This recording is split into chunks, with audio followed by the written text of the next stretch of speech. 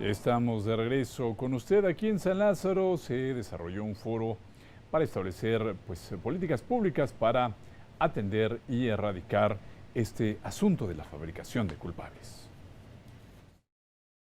En el recinto de la Cámara de Diputados se llevó a cabo el foro titulado Fabricación de culpables en México, hacia una política pública para su atención y erradicación, impulsado por la diputada de Morena, María de los Ángeles Huerta del Río, con el objetivo de visibilizar este fenómeno como un problema público de seguridad y de violación a la dignidad y a los derechos humanos y para frenar el deterioro de las instituciones encargadas de impartir justicia.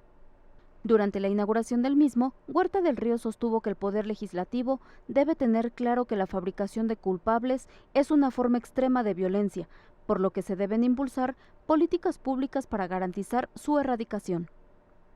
La fabricación de culpables es un conjunto de prácticas con consecuencias sociales desastrosas, monstruosas, decía yo.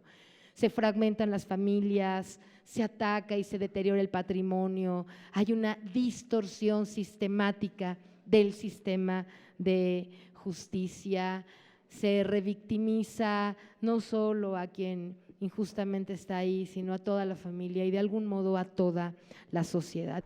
Los ponentes coincidieron en que, a 10 años del inicio de la implementación del sistema de justicia penal acusatorio, persisten resistencias por parte de los impartidores de justicia y de políticos, vicios del sistema inquisitivo, corrupción en todos sus niveles, además de la falsa dicotomía entre los derechos de las víctimas y los derechos de las personas imputadas. Tratando de ganar popularidad, creyendo que con un gran número de personas en las cárceles evitan la violencia que nos acosa, terminan por ser cómplices de esta fabricación de culpables y de la violación sistemática de derechos humanos.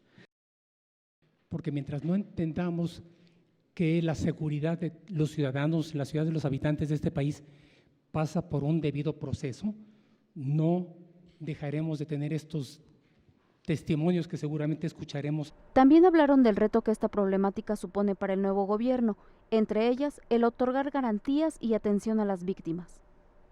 Hará falta una verdadera voluntad política, un empeño cotidiano del nuevo gobierno para revertir las profundas heridas de un México atravesado de arriba abajo y transversalmente por múltiples violencias.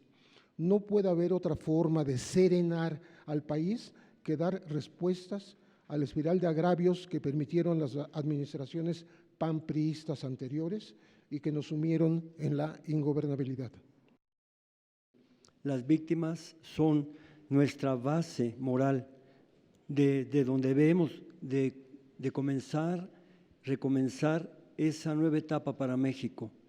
Sin las víctimas es imposible hacerlo, porque las víctimas guardan la memoria en carne viva de esta violencia institucionalizada, represiva, de un Estado corrupto y torturador.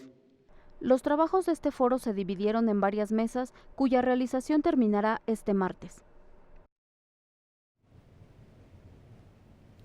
En la mesa 1, titulada Derechos Humanos y Fabricación de Culpables, familiares de personas que fueron enviadas a prisión, presuntamente con la complicidad de autoridades estatales e incluso por venganzas políticas, acusadas de delitos que no cometieron, compartieron sus testimonios. En el caso de Atizapán de Zaragoza, se ordenó desde las más altas esferas del poder una persecución judicial acusando al entonces presidente municipal y a su secretario particular, mi padre Daniel García, de haber cometido el homicidio de una regidora en el municipio. Fiscales fabricaron pesquisas y jueces encubrieron la invención de indagaciones, mientras que el gobierno estatal generó una extraordinaria propaganda en todos los medios de comunicación.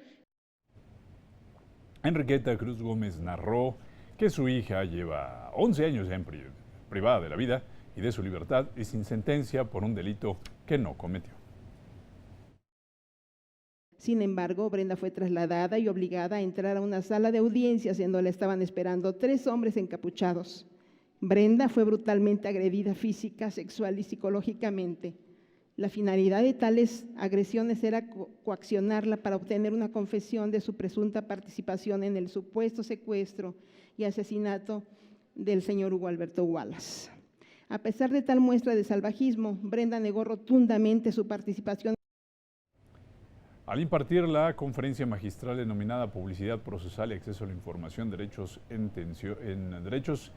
Tensión, Bases Normativas y Éticas, Marco Lara Clar, periodista especializado en derechos humanos y justicia penal, argumentó que en la narrativa mediática el conflicto penal se plantea como un juego con el que a la persona que se tiene es victimaria por la frustración que persiste entre la sociedad a causa de la incompetencia del sistema de justicia penal y la idea de que la justicia tiene por objetivo la venganza. Eso hace que entremos en una lógica que yo considero cuasi medieval, donde básicamente una persona que es exhibida por la policía